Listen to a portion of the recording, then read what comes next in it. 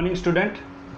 Today we are going to discussion another important topic of metal and non-metals, that is activity 3.13 and 3.14. Let me introduce first. I am Hemant, PGT chemistry teacher of JIS Chirawa. चलिए बेटा आज की class start करते हैं। आज आपकी activity 3.13 और 3.14 है जो कि आपकी रह गई थी। देखिए 3.13 किताब निकाल लोगे आप, एनसीईआरटी बुक आपके पास होनी चाहिए, पेन कॉपी आपके पास हो बेटा।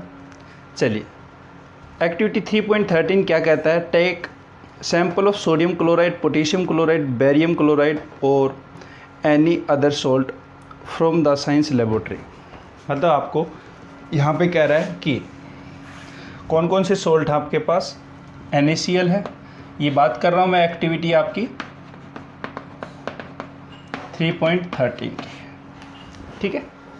3.13 एक्टिविटी है। इसमें ये क्या कह रहा है बेटा कि आप इसमें क्या ले लीजिए, सोडियम क्लोराइड ले लीजिए, पोटेशियम आयोडाइड ले लीजिए, बेरियम क्लोराइड ले लीजिए। ये आपके पास सोल्ट हैं and any other salt from laboratory, science laboratory. What is the physical state of these salt. सबसे पहला इसने पूछा कि इसकी फिजिकल स्टेट कैसी होगी, सॉलिड होगी, लिक्विड होगी या गैस होगी। आपके जो साइंस लेबोरेटरी में जो सॉल्ट मिलते हैं बेटा, और जनरली आप जो देखते हो, ये सॉल्ट आपके क्या हैं, सॉलिड नेचर के होते हैं। क्या होते हैं बेटा? सॉलिड नेचर के होते हैं। और सॉलिड नेचर का क्यों होते हैं? क्योंकि इनमें स्ट्रॉन्ग अट्रैक्शन फोर्स पाया जाता है। स्ट्रॉन्ग अट्रैक्शन फोर्स आपका पाया जाता है, स्ट्रॉन्ग अट्रैक्शन फोर्स, ठीक है। पहला इसने कहा कि फिजिकल स्टेट कैसी है। अब take a small amount of a sample on a metal spatula. Metal spatula एक तरीके से चम्मच है, जैसे आपकी ये चम्मच है बेटा, ये घर पे आपकी स्पून होती है।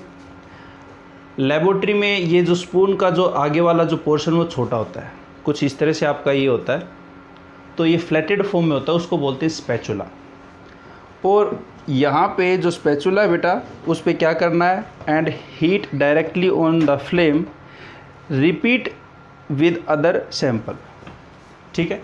ये कह रहा है कि आप इन सॉल्ट को लेके स्पैचुला के ऊपर और उसको हीट करिए, आप देखिए इसमें कोई फ्लेम निकलती है या नहीं निकलती है। चलिए मैं आपको एक छोटा सा एक्सपेरिमेंट करके भी दिखाता हूँ। यहाँ पे आपका एक्सपेरिमेंट,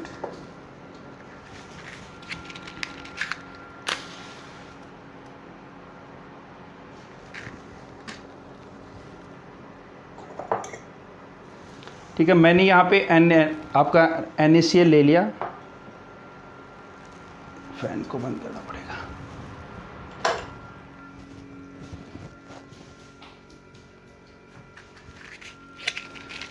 मैं एक बार थोड़ा सा आपको डेमोन्स्ट्रेशन करके बताता हूँ बेटा क्या कहना चाह रहा है।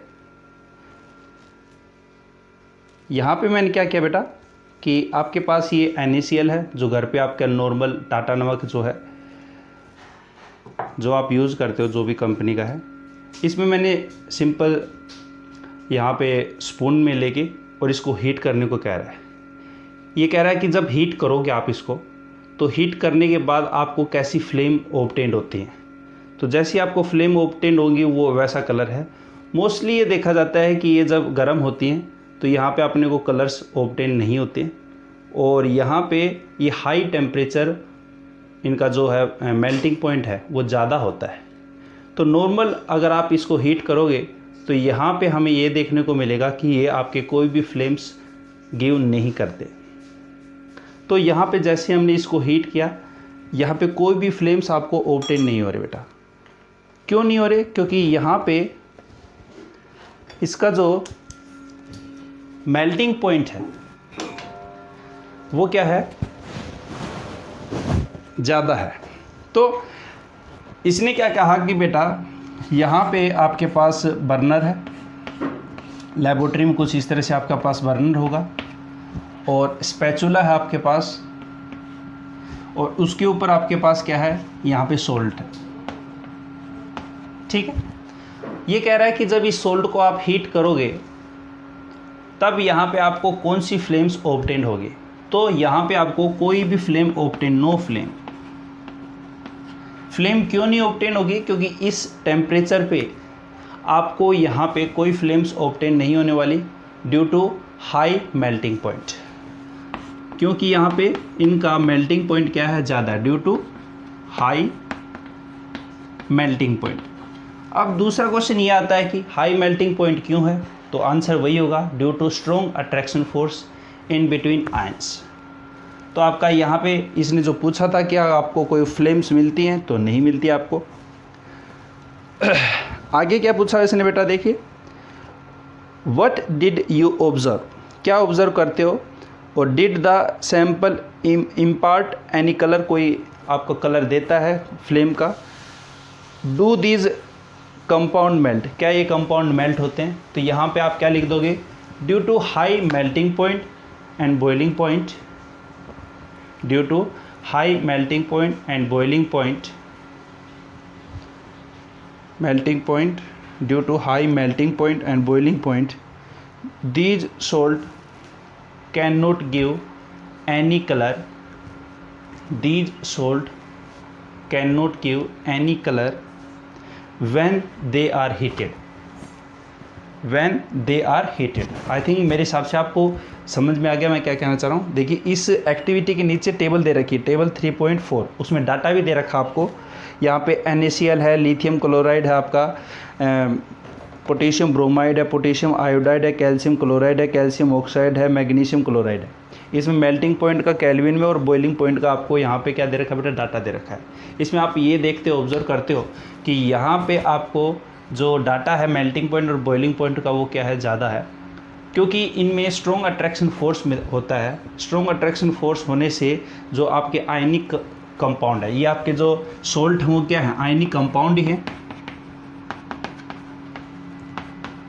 ये आपके आयनिक कंपाउंड हैं। और आयनिक कंपाउंड में हमने ये देखा था कि ionic compound having high melting point और boiling point as compare to covalent bond, जो कि हम बात कर रहे थे प्रॉपर्टीज़ की बात की थी आयनिक कंपाउंड की, कोवलेंट कंपाउंड की, उन दोनों का डिफरेंस जो देखा था उसमें अपन ने ये सारी चीज़ें पढ़ ली थी। ठीक है, तो यहाँ पे अब कह रहा है कि आगे try to dissolve the sample in water, petrol और केरोसिन। मैंने आपको पहले ही बता दिया था कि ionic compound are soluble in water, तो इसका क्या आंसर हो जाएगा आपका, वाटर सोल्यूबल है आपके, बट इनसोल्यूबल किस में होगा आपका, इनसोल्यूबल इन आपके ऑर्गेनिक सॉल्वेंट। जो ऑर्गेनिक सॉल्वेंट जो ये लिख रखा है इसने, केरोसिन है, डीजल है, पेट्रोल है, बेंजीन है, टोलुइन है, ये सारे आपके क्या होते हैं बेटा, ऑर्गेनिक सॉल्वेंट होते हैं। जैसे मैं आपको यहाँ पे थोड़ा सा करके भी दिखाता हूँ आपको। जैसे आपके पास ये नमक है बेटा, ठीक है, गिलास के अंदर, और इसके अंदर मैं पानी डालता हूँ।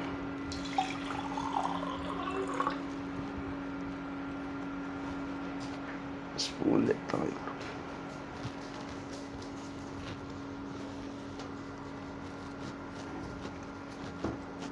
आप क्या देखोगे बेटा, इसमें डिजोल्व हो जाता है आराम से।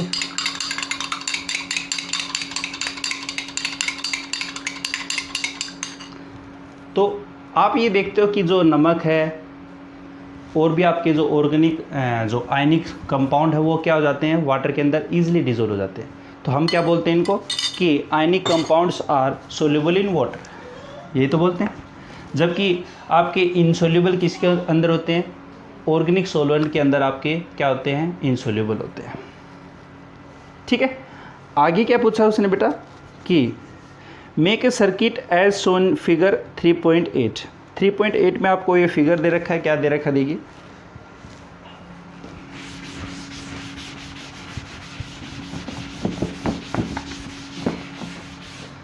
थ्री पॉइंट में आपको एक इस तरह से कोई कंटेनर दे रखा है, ठीक है, ये इलेक्ट्रोड लगा रखी है इसमें, और यहाँ पे इसने सर्किट लगा रखा है कुछ इस तरह से।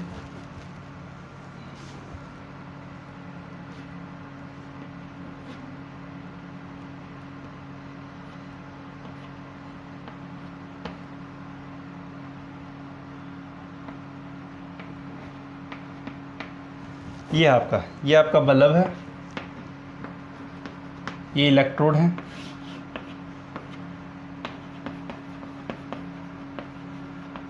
और यहाँ पे आपके पास वाटर है, और वाटर के अंदर आपके पास ये सोल्ट जो हैं NaCl है, KCl है, Ki है, CaCl2 है, बेरियम क्लोराइड है, मतलब ये आपके पास जो सोल्ट है। आप इसने कहा कि इसमें से आप सोल्ट डाल दीजिए, सपोज कीजिए आपने NaCl डाल दिया, ठीक है, Na+ और Cl- में क्या हो गया, डिसोसिएट हो गया।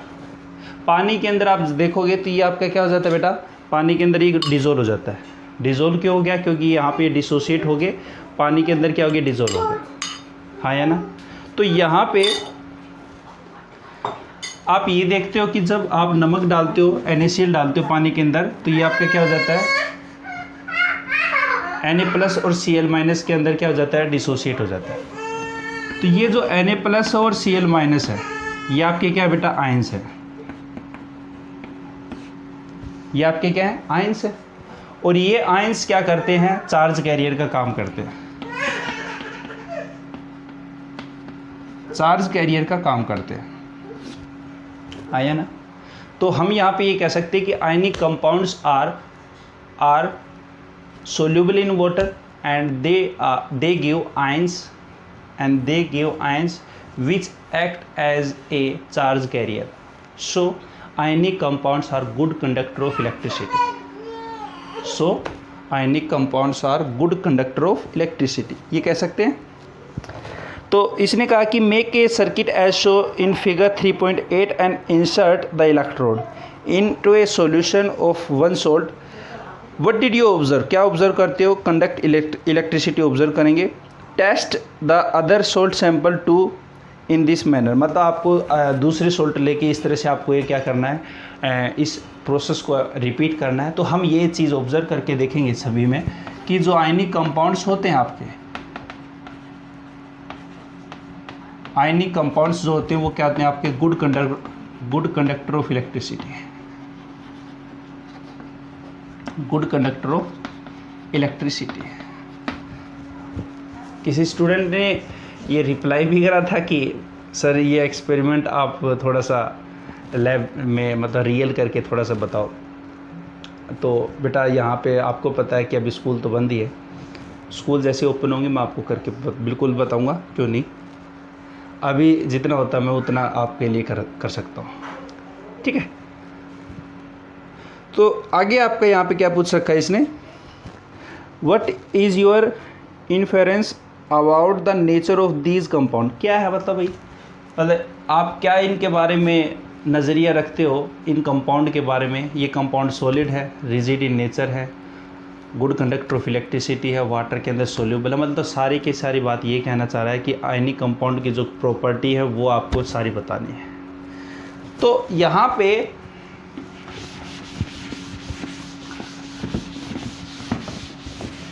क्या क्या बातें देखी, मैं अब आपको दोबारा बताता हूँ।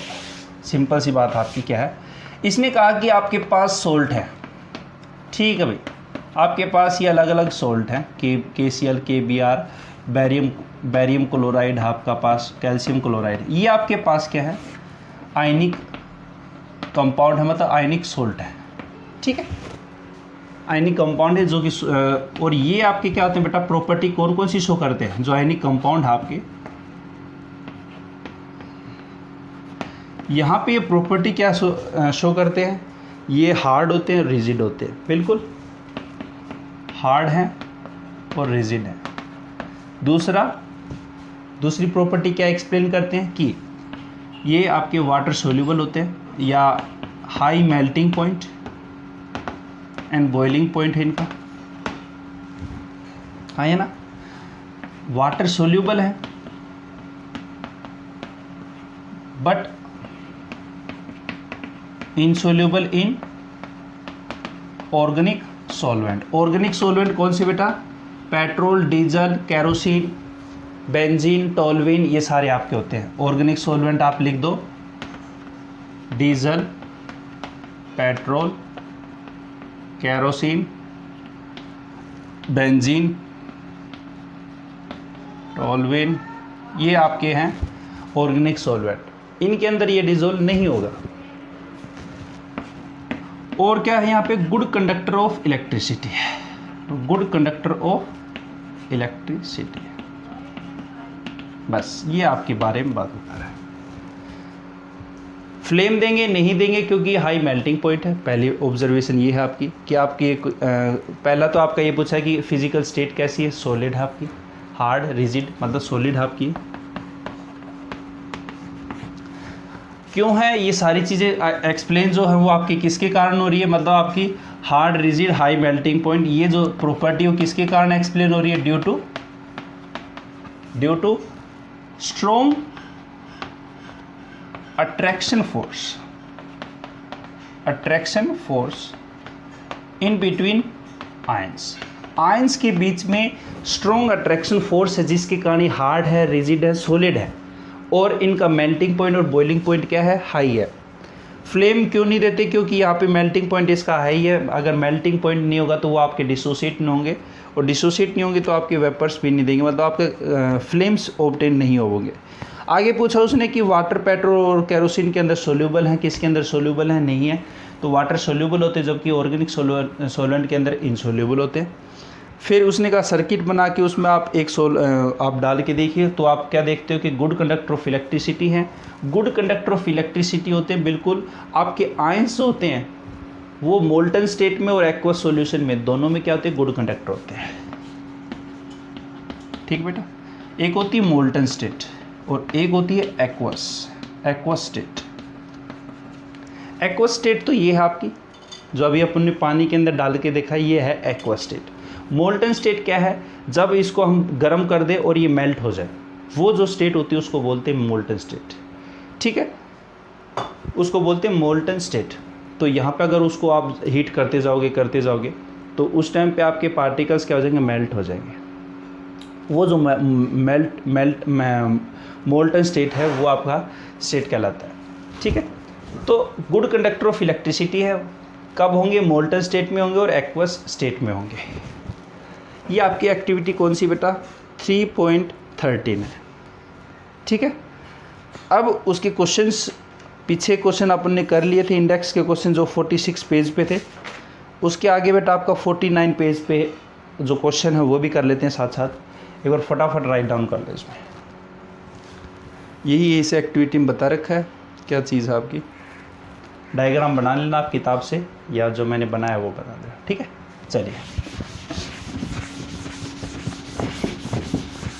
चलिए बेटा आपका क्वेश्चन क्या पूछा है, इंडेक्स के क्वेश्चन अब मैं यहाँ पे बता रहा हूँ आपको, जो कि पेज नंबर है, आप यहाँ पे बुक रखोगे आपके पास, पेज नंबर है 49। ठीक है, इंडेक्स के क्वेश्चन आपके जो आपके चैप्टर के बीच में आते हैं, एक तो एक्सरसाइज वाले जो लास्ट में आते हैं।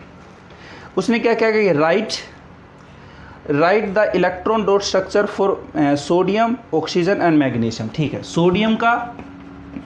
सोडियम का और किसका पूछा उसने, ऑक्सीजन का और मैग्नीशियम का। क्या बनाना है, electron dot structure. Electron dot structure को हायर क्लास में लुईस डॉट स्ट्रक्चर बोलते हैं। इसी को क्या बोलेंगे, लुईस डॉट स्ट्रक्चर, जो कि मैं आपको बता चुका हूँ। हाँ या ना, इसी को इलेक्ट्रॉन डॉट स्ट्रक्चर खोजा किसने था, लुईस ने खोजा था, इसलिए लुईस डॉट स्ट्रक्चर बोलते हैं। सिंपल है भाई। अगर बात करूं मैं सोडियम की, सोडियम में आपके पास पहला ग्रुप का है, वैलेंस इलेक्ट्रॉन 1 है, तो आपका ये हो गया।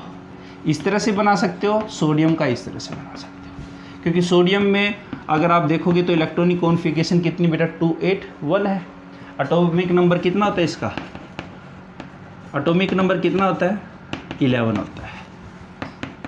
ये इसकी इलेक्ट्रॉनिक कॉन्फ़िगरेशन है। हाँ या ना, ये इसका क्या हो गया, लुईस डॉट स्ट्रक्चर हो गया। ठीक है बेटा, बात करें अगर किसकी, ऑक्सीजन की। ठीक है भाई, ऑक्सीजन की बात कर ले तो ऑक्सीजन का एटॉमिक नंबर कितना है, 8 ही एटॉमिक नंबर। ठीक है, एटॉमिक नंबर कितना है, 8 है, तो 2 और 6 हो गया। ठीक है। ऑक्सीजन में अपने को बनाना है, वैलेंस इलेक्ट्रॉन कितने होंगे, 16 ग्रुप है, 6 होंगे, और यहाँ पे 6 भी दिख रहे हैं, देखिए लास्ट वाले में जो आपके वैलेंस इलेक्ट्रॉन होते हैं। तो यहाँ पे 6 दिखा दो, किताब में ऐसे भी दिखा देते हैं, आप ऐसे मत सोचना कि ये कोई दिक्कत नहीं है, ठीक है ना। आपके दिमाग में चल रहा हो कि सर यहाँ पे आपने नीचे दिखा दी, इस साइड नहीं दिखा दी, आप किसी साइड दिखा सकते हो, यहाँ पे इसको भी ऐसे भी दिखा सकते हो, ये भी ध्यान रखना, कोई दिक्कत नहीं है। पर ऑक्सीजन जो वो डाइवैलेंट होता है, मोस्टली 2 बॉन्ड बनाता है यहाँ पे, मतलब आपके सराउंडिंग में ये ज़्यादातर इस तरह से दे। अगर सपोज कीजिए वो नाइट्रोजन की पूछता है, देखिए मैं आपको बताता हूँ, नाइट्रोजन में आपका कितना है, 7 है, तो 2 और 5 है, ठीक है। तो नाइट्रोजन आपके पास कितना है, यहाँ पे 2 और यहाँ पे इस तरह से, ये आपका नाइट्रोजन होता है, ठीक है। अब बात करूँ अगर मैं मैग्नीशियम की, मैग्नीशियम आपका 12, तो यहाँ पे 282 है, मतलब यहाँ पे कितनी है, 2। तो मैग्नीशियम में आपके पास कितने होंगे बेटा, 2 होंगे। इसको ऐसे भी दिखा सकते हो, इसको ऐसे भी दिखा सकते हो, और इसको आप ऐसे भी दिखा, मतलब इलेक्ट्रॉन है तो ये आप इस तरह भी दिखा सकते हो, कोई प्रॉब्लम नहीं होगी, ठीक है। ये आपका लुईस डॉट स्ट्रक्चर है। Show the formation of sodium oxide और मैग्नीशियम ऑक्साइड। आई थिंक मेरे हिसाब से बना सकते हो इलेक्ट्रॉन, इसको फटाफट राइट डाउन कर दो।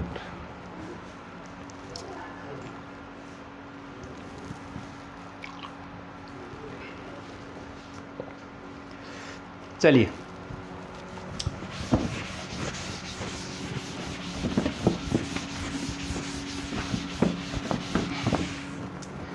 Show the formation of sodium oxide, और क्या पूछ रहा है दूसरा बेटा, मैग्नीशियम ऑक्साइड। सोडियम ऑक्साइड और मैग्नीशियम ऑक्साइड का आपको क्या बनाना है, स्ट्रक्चर बनाना है, बना देंगे भाई। सोडियम का भी देखा है 281 होता है, ऑक्टेट पूरा करना है तो ये क्या करेगा, इलेक्ट्रॉन को लॉस कर देगा, लॉस कर देगा। तो यहाँ पे सोडियम था, सॉरी इसको ऐसे करते, देखिए सोडियम है जिसकी इलेक्ट्रॉनिक कॉन्फ़िगरेशन 28 है, इलेक्ट्रॉन लॉस कर दिया, और यहाँ पे आपका क्या हो गया, 28 हो गया। ये कुछ ऐसा था कि इसके पास यहाँ पे कितने हैं, 2, फिर आपके पास 8 हैं, 2 2 4 2 3 6 और 2 चौके 8, और लास्ट वाले में आपके पास कितने हैं, 1 है। यहाँ पे क्या हुआ आपका,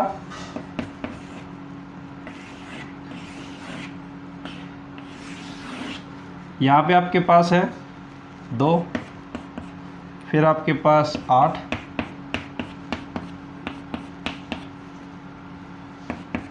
बस लास्ट वाला इलेक्ट्रॉन आपका क्या हो गया, निकल गया।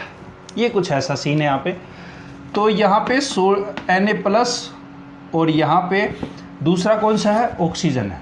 तो ऑक्सीजन क्या करेगा, ऑक्सीजन के पास कितना है, 26 है। ऑक्टेट इसको कंप्लीट करना है, इसने अपना ऑक्टेट कंप्लीट कर लिया। ऑक्टेट रूल मैंने आपको बता दिया बेटा कि हर एलिमेंट ये चाहता है कि बॉन्डिंग के दौरान उसके वैलेंस में 8 इलेक्ट्रॉन आ जाएं, क्योंकि 8 इलेक्ट्रॉन किसके आते हैं, नोबल गैस एलिमेंट के आते हैं। Noble gas element more stable होते हैं नेचर के अंदर, इसलिए हर एलिमेंट ये चाहता है कि उसकी electronic configuration noble gas element के साथ क्या हो जाए, मैच हो जाए। अगर 2,8 की बात करूँ तो ये इलेक्ट्रॉनिक कॉन्फ़िगरेशन किसके साथ मैच होगी, नियॉन के साथ मैच होगी, ठीक है। तो यहाँ पे ऑक्सीजन क्या करेगा, 2 इलेक्ट्रॉन लेगा। 2 इलेक्ट्रॉन कहाँ से लेगा, यही प्रोसेस 2 के साथ होगा। यहाँ पे 2 आपके पास Na2 है, तो 2 इलेक्ट्रॉन लॉस होंगे आपके, हाँ या ना। तो यहाँ पे 2 इलेक्ट्रॉन क्या करेगा, वो गेन करेगा तो O2 मतलब आपका 28 हो जाएगा। 2 इलेक्ट्रॉन गेन करके उसने क्या कर लिया, 28, मतलब ऑक्टेट क्या कर लिया, कंप्लीट कर लिया। इसने भी अपनी इलेक्ट्रॉनिक कॉन्फ़िगरेशन किसके साथ मैच करा दी, नियॉन के साथ मैच करा दी। तो यहाँ पे आपके पास सोडियम प्लस है और यहाँ पे O2 है। ये क्या करेंगे, बॉन्ड बना लेंगे। ये बॉन्ड कौन सा है, आयनिक बॉन्ड है। और आयनिक बॉन्ड का दूसरा नाम क्या है वो मेरे को आपको बताना, कमेंट करना आपको आयनिक बॉन्ड का दूसरा नाम क्या है। बस ये आपका स्ट्रक्चर बन गया सोडियम ऑक्साइड का। मैग्नीशियम ऑक्साइड का बनाना है, ठीक है बना देंगे भाई। इसी में चेंज कर दूं मैं, एक उतार दो इसको फटाफट, एक बार वीडियो को पॉज करके उतार लिया करो जल्दी से। चलिए अब मैं मैग्नीशियम की बात करता हूँ। तो मैग्नीशियम में आपके पास क्या होगा, 282 होगा। ये 6 इलेक्ट्रॉन तो ले नहीं सकता पर 2 इलेक्ट्रॉन लॉस कर सकता है। 2 इलेक्ट्रॉन लॉस कर दिए, नियॉन के साथ इसने मैच करा दिया। यहाँ पे आपके पास मैग्नीशियम और 2 इसके पास पॉजिटिव आ गया। ठीक है, यहाँ पे इसके ऑर्बिटल में लास्ट में 2 थे तो दोनों लॉस कर दिए इसने ऐसा। ऑक्सीजन यहाँ पे 2 इलेक्ट्रॉन गेन करके यहाँ पे आ गया। मैग्नीशियम जो है, अब मैग्नीशियम यहाँ पे कुछ ऐसा बॉन्ड बनाएगा मैग्नीशियम, और ये आपका 2+ और O2 2-, ये आपका क्या बन गया, आयनिक बॉन्ड बन गया। अब कईयों के दिमाग में ये आ रहा हो जिसने पहले ये देखा हो कि यहाँ पे तो मैग्नीशियम 1 है जबकि सोडियम वहाँ पे 2 है। बेटा सोडियम के ऊपर जो उसका ऑक्सीडेशन स्टेट होती है वहाँ पे +1 थी, इसलिए हमें न्यूट्रल बनाने के लिए 2 सोडियम लेके आने पड़े। एक के ऊपर +1 है, 2 के ऊपर +2 हो जाएगा क्योंकि ऑक्साइड के ऊपर चार्ज कितना, -2 है। जबकि मैग्नीशियम आपका सेकंड ग्रुप का होता है, वैलेंस इलेक्ट्रॉन 2 होते हैं, 2 लॉस कर देता है और चार्ज कितना आ जाता है, +2 चार्ज आ जाता है। तो मैग्नीशियम +2 है, ऑक्साइड आपका -2 है, तो दोनों आपके क्या बना लेंगे, बॉन्ड बना लेंगे, आयनिक बॉन्ड। ये आपका क्या हो गया, बॉन्ड हो गया मैग्नीशियम ऑक्साइड का। थर्ड क्वेश्चन क्या पूछ रहा है कि what are the ions present in these compound. अच्छा, मतलब इन कंपाउंड के अंदर, मतलब सोडियम ऑक्साइड और मैग्नीशियम ऑक्साइड, इसमें कौन से आयंस है, ये भी कोई क्वेश्चन है। सोडियम ऑक्साइड के अंदर कौन से आयंस है भाई, सोडियम आयन है और दूसरा कौन सा है, ऑक्साइड आयन। सोडियम आयन और ये ऑक्साइड आयन है, और मैग्नीशियम में मैग्नीशियम और ये आपका ऑक्साइड, बस ये आयन है प्रेजेंट। इसको क्या बोलोगे, सोडियम आयन, इसको ऑक्साइड आयन, इसको मैग्नीशियम आयन और इसको ऑक्साइड आयन। ठीक है, नाम लिख लेना। Why do ionic compound have high melting point. Melting point high क्यों होता है आयनिक कंपाउंड का, due to strong attraction force. Strong attraction force के कारण यहाँ पे जो आयनिक कंपाउंड है उनका मेल्टिंग पॉइंट क्या होता है बेटा, हाई होता है। ये आपके इंडेक्स के क्वेश्चन खत्म हो गए जो कि पेज नंबर 49 पे थे। अब मैं आता हूँ आपकी एक्टिविटी 3.14 के ऊपर। यहाँ पे आपका मेटलर्जी का जो इंट्रोडक्टिव पार्ट था वो कंसीडर्ड किया गया बेटा इस साल आपका लॉकडाउन के कारण, और यहाँ पे जो एक्टिविटी है वो आपकी आएगी क्योंकि कोरोजन जो है वो आपका पहले चैप्टर में भी है, रेंसिडिटी और कोरोजन जो है। ठीक है, तो उसके बेस के आधार पर आपके यहाँ पे क्वेश्चन भी बना सकता है। तो एक्टिविटी 3.14 की बात कर रहा हूँ, फटाफट एक बार इसको उतारो। चलिए,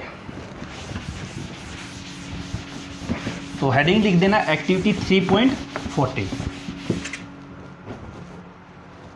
3.14 एक्टिविटी है आपकी।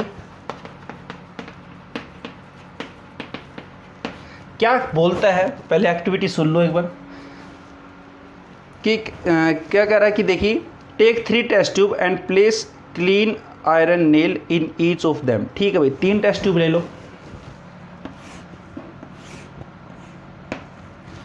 थोड़ी छोटी ले लेते, टेस्ट ट्यूब बहुत बड़ी है।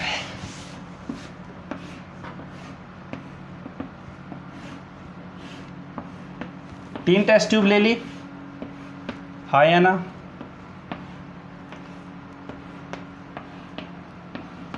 ठीक है भाई, ये आपकी टेस्ट ट्यूब ए है, बी है और सी है। इसके अंदर अपन ने क्या किया, एक के अंदर वाटर डाल दिया, एक के अंदर क्या बेटा वाटर है, एक के अंदर अपन ने वाटर डाल दिया, पर यहाँ पे वाटर तो डाल दिया पर इसके ऊपर हमने ऑयल की लेयर बना दी, ऑयल डाल दिया उसके ऊपर, ये ऑयल है। ठीक है, यहाँ पे नीचे वाटर है, तो ऑयल एक तरीके से बैरियर का काम करेगा। यहाँ पे ऊपर तो एयर है, नीचे आपका वाटर है, बीच में ऑयल है जो कि बैरियर का काम करेगा।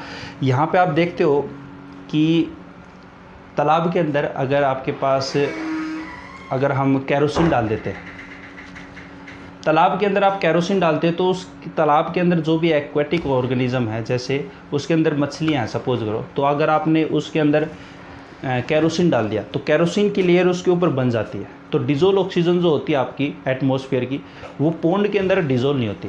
तो इसके कारण आप क्या देखते हो कि 2-3 घंटे में वो सारी मछलियाँ मर जाती हैं। तो यहाँ पे भी हाँ वही प्रोसेस होगा कि जो आपका ऑयल है वो बैरियर का काम करेगा, और ये बैरियर का काम करेगा तो एयर और वाटर, मतलब एयर को यहाँ पे मिक्स नहीं होने देगा वाटर के अंदर। ठीक है, अब यहाँ पे थर्ड में इसने क्या किया, अनहाइड्रस कैल्शियम क्लोराइड ले लिया। ये आपका क्या है, कैल्शियम क्लोराइड है जो कि अनहाइड्रस है। अनहाइड्रस मतलब ड्राई। जैसे आप कोई जैसे मिल्टन की बोतल है, सपोज़ कीजिए कोई आप सामान लेते हो बाज़ार से, तो आजकल क्या आता है कि जैसे मिल्टन की बोतल लेते हो उसके अंदर एक सिलिका पाउच होता है। सिलिका पाउच क्यों होता है, क्योंकि वो आपका मॉइस्चर को एब्जॉर्ब कर लेता है। वो अगर एब्जॉर्ब होगा तो वहाँ पे क्या होगा कि ह्यूमिडिटी के कारण जो बैक्टीरिया ग्रो करते हैं वो ग्रो नहीं कर पाएंगे। तो ये जो कैल्शियम आपका क्लोराइड है वो एक ड्राइंग एजेंट की तरह काम करता है। ठीक है। अब इसके अंदर इसने क्या किया, नेल डाल दी, आयरन नेल को पुट कर दिया।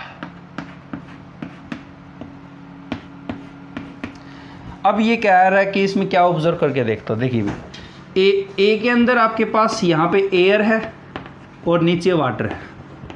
बिल्कुल एयर और वाटर दोनों चीज़ चाहिए अपने को रस्ट के लिए। रस्ट क्या होता था आपका, आयरन ऑक्सीजन के साथ रिएक्शन करता था और Fe2O3 बनाता था।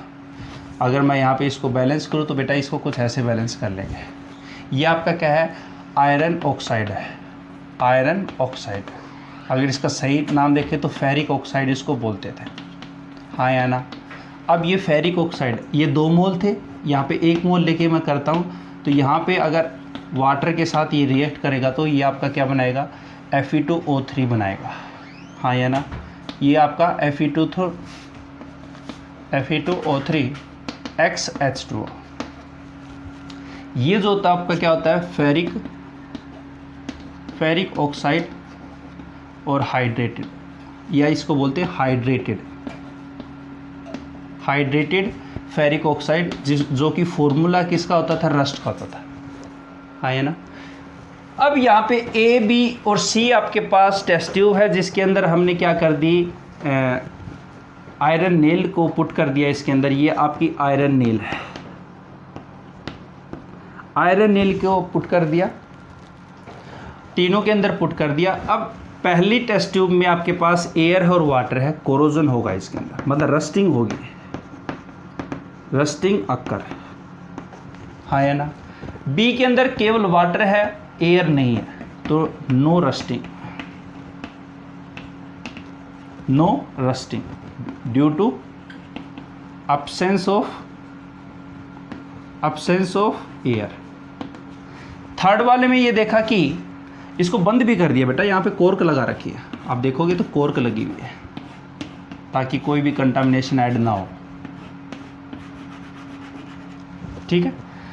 थर्ड वाले में ये देखते हो कि इसके अंदर केवल ड्राई एयर है, ताकि सपोज कीजिए अगर आपने इसको बंद किया तो ह्यूमिडिटी का टाइम है, जैसे अभी आप जुलाई अगस्त सितंबर हो तो उस टाइम पे आपकी ह्यूमिडिटी ज़्यादा होती है, तो हमने क्या किया, कैल्शियम क्लोराइड डाल दिया जिसके कारण वो ड्राइंग एजेंट है, अगर होगा भी तो मॉइस्चर को एब्जॉर्ब कर लेगा अपने अंदर। तो यहाँ पे भी रस्टिंग नहीं होगी, no rusting due to absence of. यहाँ पे तो देखिए एब्सेंस क्या थी, एयर थी, जबकि यहाँ पे वाटर की एब्सेंस है, due to absence of water. ठीक है। तो यहाँ पे क्या कह रहा है कि 3 आप टेस्ट ट्यूब ले लीजिए, उसके ऊपर लेबल कर दीजिए ABC और उसके अंदर वाटर डाल दीजिए किसके अंदर, ए के अंदर, और उसको कोर्क लगा दो। ठीक है। अब दूसरे के अंदर आपको डिस्टिल वाटर लेना है और उसके अंदर आप क्या कर दो, 1 ml ऑयल डाल दो, कोर्क कर दो। ऑयल फ्लोट होगा वाटर के अंदर और prevent the air from dissolving the water, मतलब एक तरीके से बैरियर का काम करेगा आपका। Put some anhydrous calcium chloride in test tube C and cork it, मतलब कोर्क लगा दिया आपने। Anhydrous calcium chloride will absorb the moisture if any from air, air के अंदर अगर कोई मॉइस्चर होगा तो उसको एब्जॉर्ब कर लेगा। Leaving this test tube for a few days and then observe. तो हमने यही ऑब्जर्व करके देखा कि ए टेस्ट ट्यूब के अंदर रस्टिंग होती है क्योंकि यहाँ पे एयर और ऑक्सीजन है, जबकि बी के अंदर रस्टिंग नहीं होती क्योंकि एयर है, एयर की एब्सेंस है, यहाँ पे केवल वाटर है, जबकि यहाँ पे एयर है वाटर नहीं है। तो बी और सी के अंदर आपकी रस्टिंग नहीं होगी। तो आप इसमें क्या लिख दोगे, फ्रॉम कि in this activity rusting will be occur in test tube A because both air and water are present, उसके बाद ये रिएक्शन लिख दोगे बेटा, because both air and water are present, उसके बाद ये रिएक्शन लिखो दोनों, उसके बाद बोल रहा हूँ while in test tube B and C,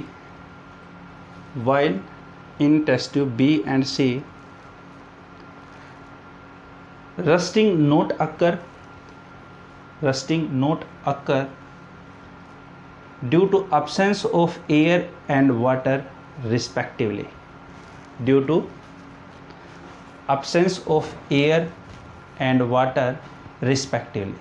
B के अंदर आपका एयर एब्सेंट है, C के अंदर आपका वाटर एब्सेंट है।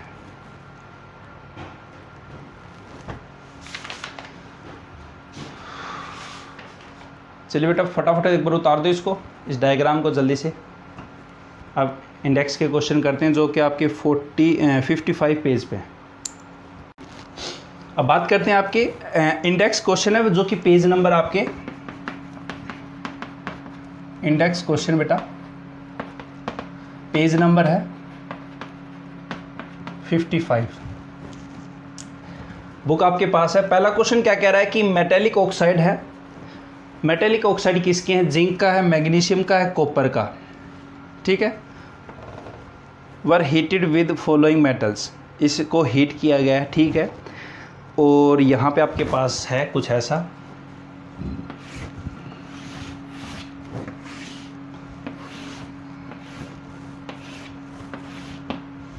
यहाँ पे आपके पास मेटल है, मेटल ऑक्साइड एक तरीके से आपके पास, और यहाँ पे जिंक है, और यहाँ पे मैग्नीशियम है, यहाँ पे कॉपर है।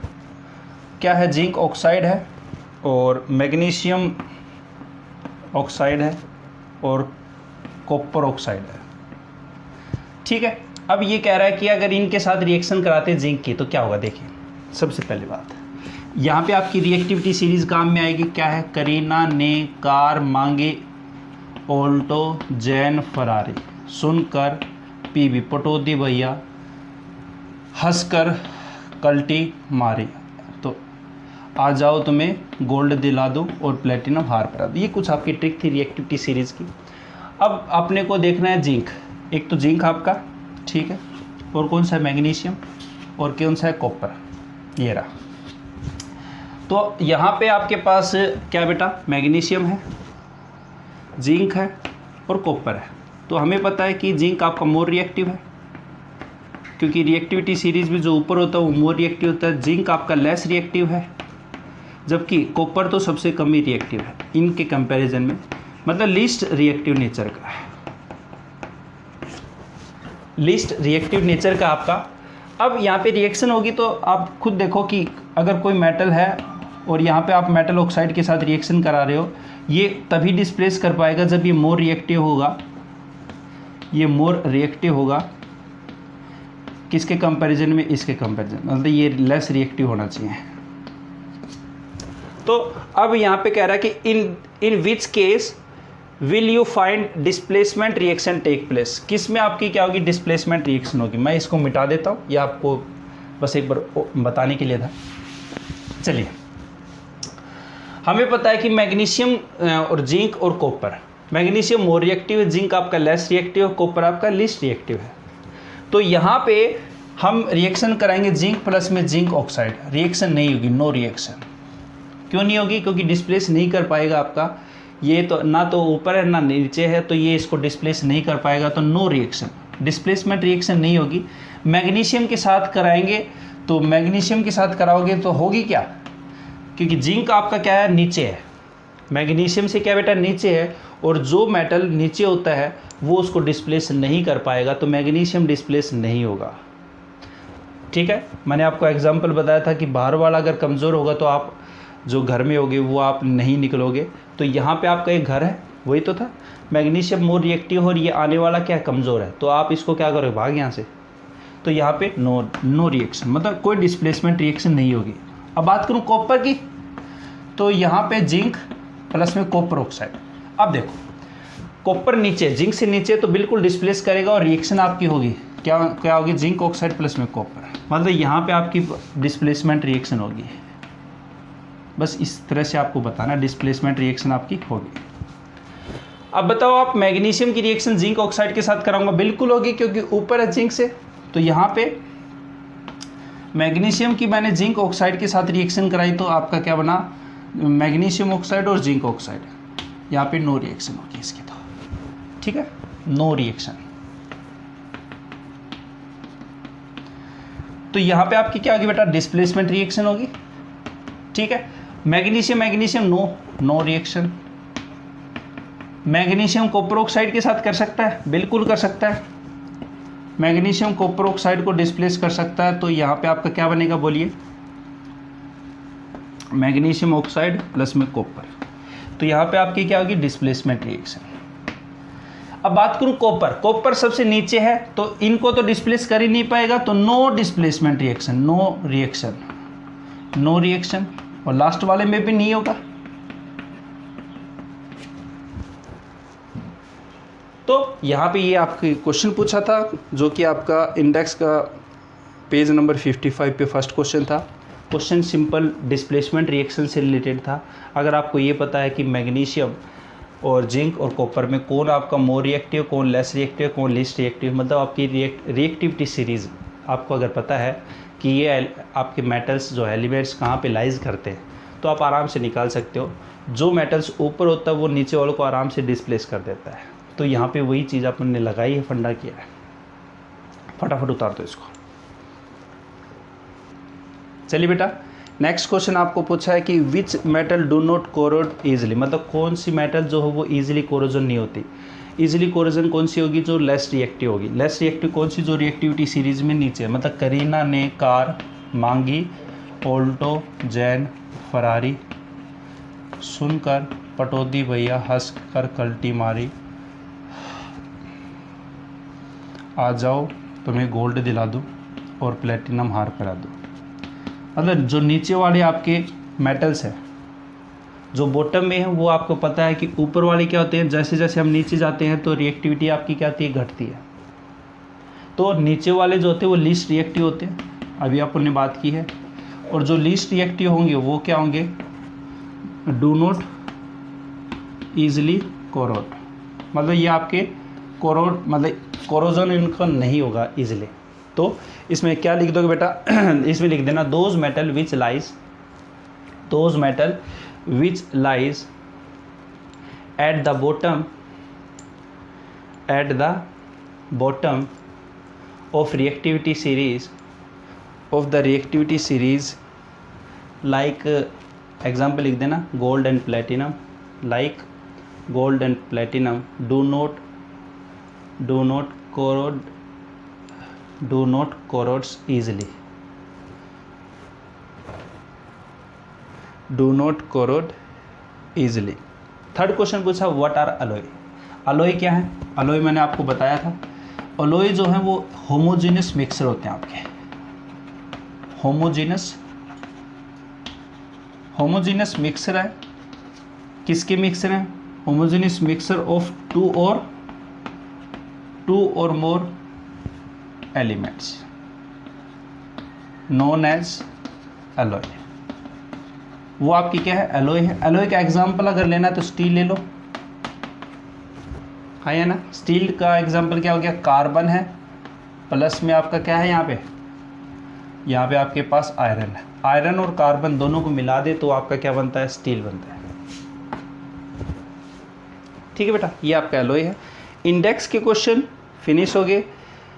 कोरोजन और मेटलर्जी की जो प्रोसेस है वो आपके नहीं है इस साल, और कुछ बच गया केस में।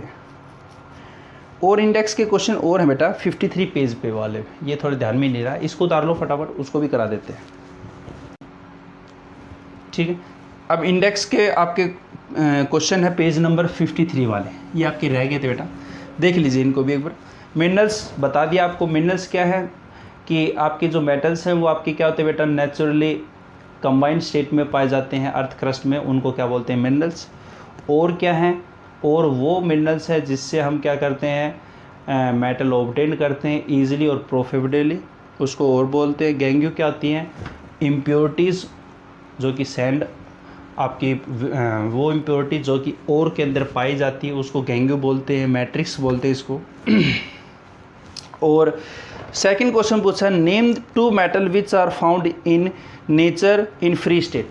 फ्री स्टेट नेटिव फॉर्म मैंने आपको बता दिया था, मतलब जो मेटल्स जो एलिमेंट्स रिएक्टिविटी सीरीज़ में नीचे आपके पाए जाते हैं, मतलब गोल्ड है, एग्जांपल लिख दो, गोल्ड, सिल्वर, प्लेटिनम, ये आपके फ्री स्टेट में पाए जाते हैं। फ्री स्टेट को ही बोलते हैं नेटिव स्टेट। फ्री स्टेट को ही क्या बोलते हैं बेटा, नेटिव स्टेट बोलते हैं। अब कह रहा है कि what chemical process is used for obtaining a metal from it oxide, मतलब मेटल ऑक्साइड से आपको क्या करना है, मेटल ऑब्टेन करना है। ये आपका प्रोसेस था। इसमें हम क्या करते थे, मैंने आपको फ्लो चार्ट में बता भी रखा है। पहले प्रोसेस में क्या करते हैं, क्रशिंग एंड ग्राइंडिंग करते हैं, फिर extraction of crude metal by from concentrated ore. उसमें 2 प्रोसेस होते थे आपके, एक तो कैल्सिनेशन होता था, एक रोस्टिंग होता था, जिसमें हम जो कंसनट्रेटेड ओर है उसमें मेटल ऑक्साइड में बनाते थे, और मेटल ऑक्साइड से मेटल उसको बोलते थे रिडक्शन। मतलब मेटल ऑक्साइड का कार्बन के साथ हम रिडक्शन करें तो उसके द्वारा हम क्या करते थे, मेटल को ऑब्टेन करते थे, इसको बोलते हैं रिडक्शन। ठीक है बेटा, यहाँ पे तो इसमें क्या लिख दोगे, by using reduction process, by using reduction process we can obtain metal from metal oxide, metal from metal oxide. Example दे देना, ये आपका एग्जाम्पल हो जाएगा। ठीक है बेटा, इंडेक्स के क्वेश्चन खत्म हो गए, आपका चैप्टर आज का ख़त्म हो गया। जो चैप्टर आपका 3rd चैप्टर था ख़त्म है। कोरोजन प्रिवेंशन आपकी है नहीं इस बार। और बेटा यहाँ पे बात करूँ मैं, मेटलर्जी जो प्रोसेस है वो भी आपके नहीं है इस बार। एक्सरसाइज के क्वेश्चन है, आप कर लेना, कोई प्रॉब्लम हो तो मेरे को आप कमेंट कर देना, मैं इसको बता दूँगा, कोई दिक्कत नहीं है।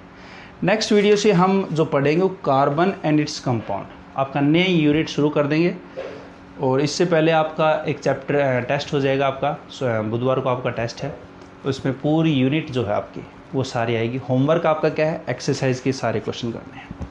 होमवर्क क्या है बेटा, जो एक्सरसाइज के सारे क्वेश्चन आपको करने हैं। कितने क्वेश्चन आपके, 16 क्वेश्चन है। ठीक है, ईमानदारी से क्वेश्चन करो, जो भी प्रॉब्लम हो मेरे को बता दो। कोई क्वेश्चन समझ में नहीं आता है, इसकी लैंग्वेज नहीं समझ में आई, कोई दिक्कत नहीं, मैं बता दूँगा। ठीक है, वीडियो अच्छा लगे तो लाइक करो बिल्कुल, और चैनल को सब्सक्राइब करो। Thank you.